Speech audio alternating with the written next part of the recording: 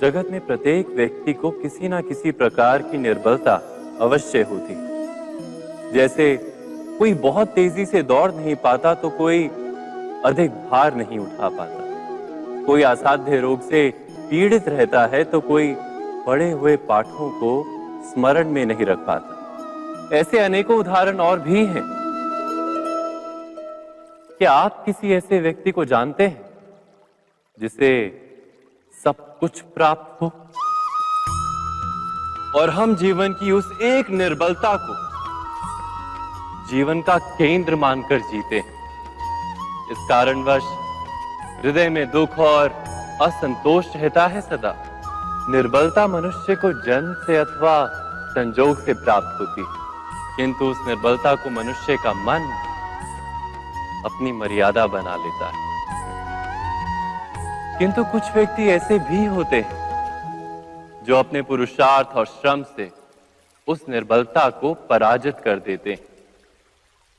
क्या भेद है उनमें और अन्य लोगों में? क्या आपने कभी विचार किया है? सरल सा उत्तर है इसका। जो व्यक्ति निर्बलता से पराजित नहीं होता, जो पुरुषार्थ करने का साहस रखता है हृदय में, वो निर्बलता को पार कर जाता है। अर्थात निर्बलता अवश्य ईश्वर देता है, किंतु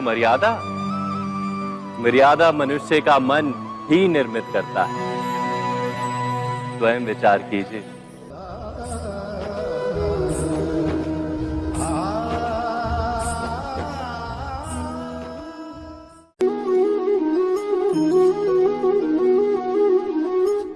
भविष्य का दूसरा नाम है संघर्ष।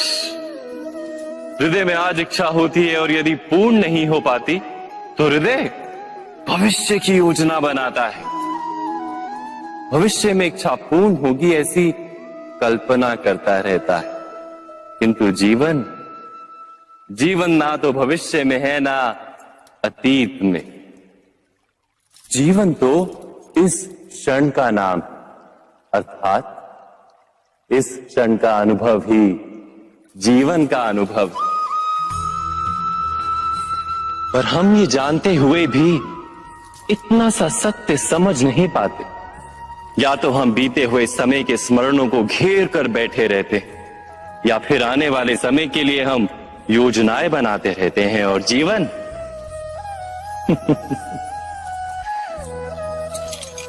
जीवन बीत जाता है।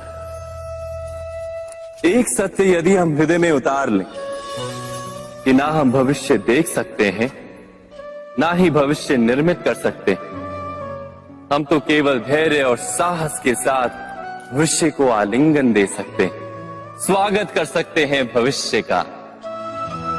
तो क्या जीवन का हर पल जीवन से नहीं भर जाएगा? स्वयं विचार कीजिए।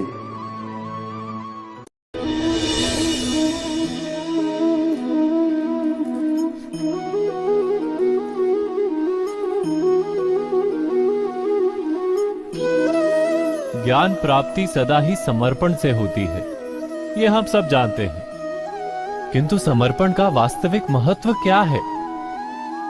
क्या हमने कभी विचार किया? मनुष्य का मन सदा ही ज्ञान प्राप्ति में विभिन्न बाधाओं को उत्पन्न करता है। कभी किसी अन्य विद्यार्थी से ईर्ष्या हो जाती है, कभी पढ़ाए हुए पाठों पर संदेह जन्मता है, और कभी गुरु द्वारा दिया गया दंड मन को अहंकार से भर देता है। नहीं, क्या ऐसा नहीं होता?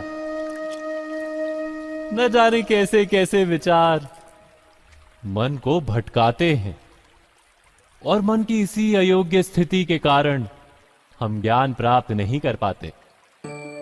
मन की योग्य स्थिति केवल समर्पण से निर्मित होती है।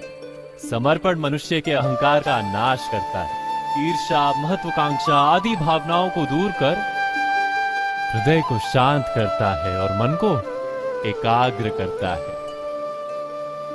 वास्तव में ईश्वर की सृष्टि में ना ज्ञान की मर्यादा है, ना ज्ञानियों की। गुरु दत्तात्रेय ने तो गाय और श्वान से भी ज्ञान प्राप्त कर लिया था।